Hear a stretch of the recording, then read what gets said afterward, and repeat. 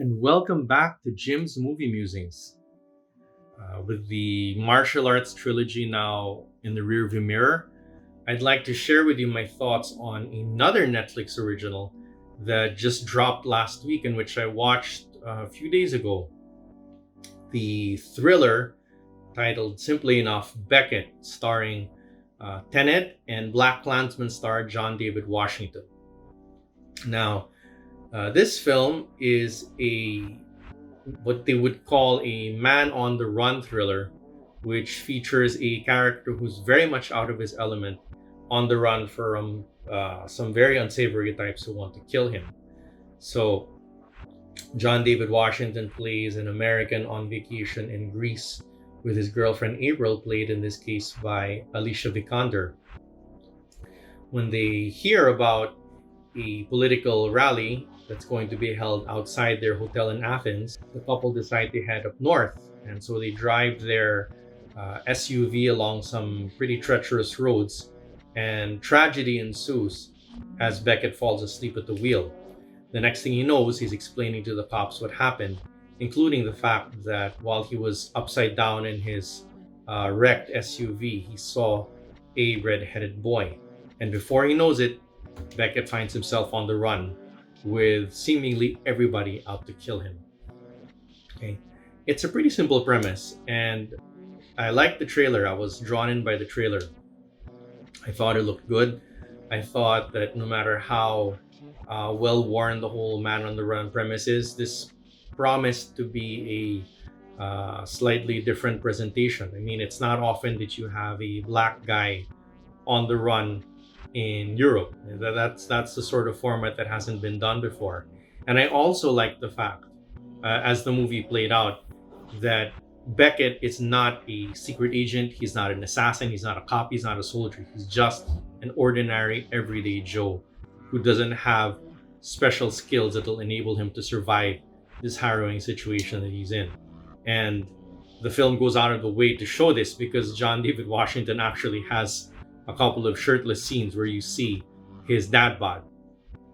Okay. And all of this actually should combine for a pretty engaging sequence of events in which Beckett tries time and time again to lose his would-be killers. And it actually goes pretty well for about the first hour and a bit of the movie. And then as we get into the third act, things kind of start to fall apart. I mean, you have story elements that just don't quite work. You have a dude who shows up just a little over an hour into the movie, and the minute he showed up, okay, minor spoilers here, but the minute he showed up, I knew this guy was a bad guy. And the way things just play out in the end, we know it's been established that Beckett is an ordinary dude, and yet towards the end of the film, he makes like freaking Batman and jumps from a parking lot balcony onto a moving car. Ridiculous things like that. Yeah, I won't elaborate any further lest I spoil how the movie turns out. But basically, long story short, the movie starts out strong, starts out with a good, simple premise, starts out with decent execution, and then just kind of collapses towards the end. And that is an unfortunate hallmark of so many of these Netflix movies that it's not even funny anymore. Okay? The problem isn't John David Washington, by the way. He does an amazing job carrying the film. I mean, this movie is basically all about him because literally everybody else in the movie is speaking Greek and not really spending that much time in front of the camera. So this is really John David Washington's movie to carry. And to his credit, he does a really good job.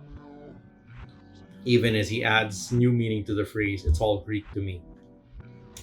But no matter how earnestly he portrays the title character, he cannot save a movie that is this lazily, badly written. Okay, and that's really unfortunate because, just because the premise is well worn, it doesn't mean that they had to pull it off in such a sloppy way. There were better ways to do this. The Jason Bourne movies have done this. Other movies with ordinary Joes as heroes have done this.